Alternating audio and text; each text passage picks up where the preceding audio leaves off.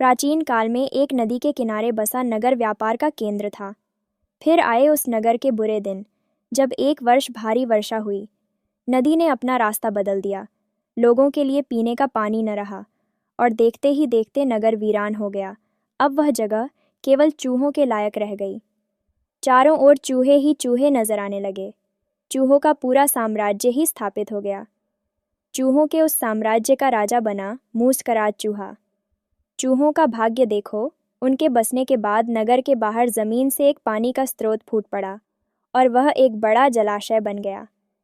नगर से कुछ ही दूर एक घना जंगल था। जंगल में हाथी रहते थे। उनका राजा गजराज नामक एक विशाल हाथी था। उस जंगल क्षेत्र में भयानक सूखा पड़ा। जीव जंतु पानी की तलाश में इधर उधर मारे मारे फिरने लगे।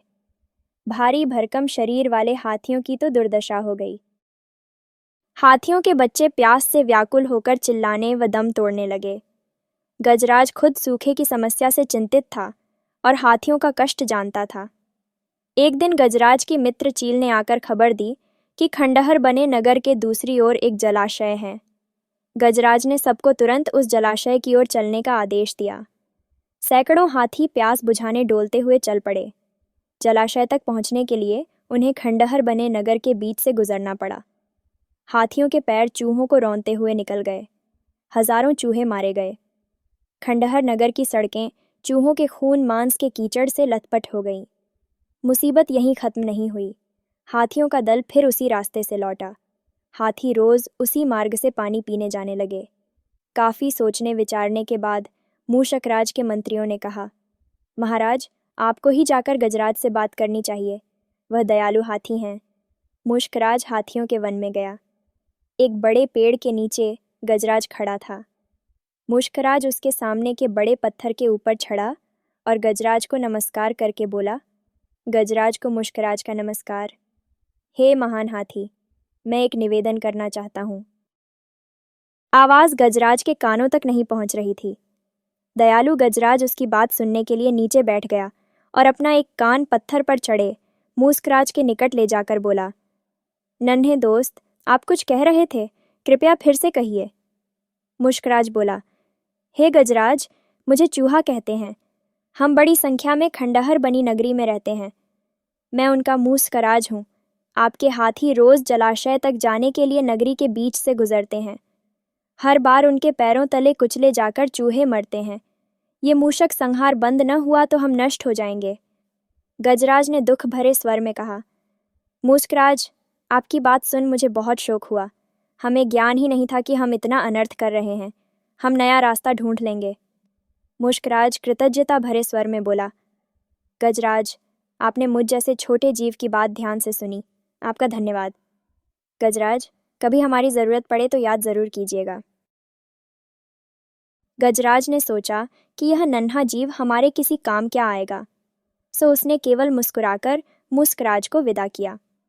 कुछ दिन बाद पड़ोसी देश के राजा ने सेना को मजबूत बनाने के लिए उसमें हाथी शामिल करने का निर्णय लिया।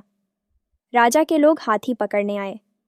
जंगल में आकर वे चुपचाप कई प्रकार के जाल बिछाकर चले जाते हैं। सैकड़ों हाथी पकड़ लिए गए। एक रात हाथियों के पकड़े जाने से चिंतित गजराज जंगल में घूम रहे थे कि उनका पैर सूखी पत्तियों के नीचे छल से दबाकर रखे रस्सी के फंदे में फंस जाता है। जैसे ही गजराज ने पैर आगे बढ़ाया, रस्सा कस गया। रस्से का दूसरा सिरा एक पेड़ के मोटे तने से मजबूती से बंधा था। गजराज चिंघाड़ने लगा।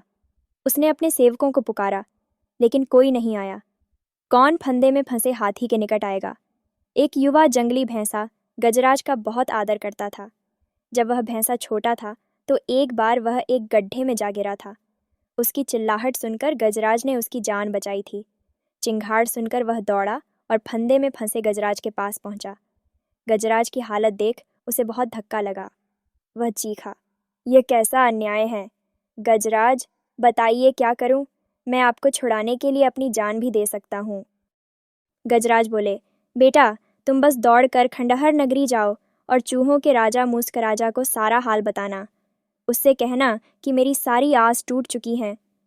भैंसा अपनी पूरी शक्ति से दौड़ा दौड़ा मूषकराज के पास गया और सारी बात बताई। मूषकराज तुरंत अपने 20-30 सैनिकों के साथ भैंसे की पीठ पर बैठा और वो शीघ्र ही गजराज के पास पहुंचे। चूहे भैंसे की पीठ पर से कूदकर फंदे की रस्सी कुतरने लगे। कुछ ही देर में फंदे की रस्सी कट गई, वो गजराज आज़ाद हो गए। सीख: आपसी सद्भाव व प्रेम सदा एक दूसरे के कष्टों को हर लेते हैं।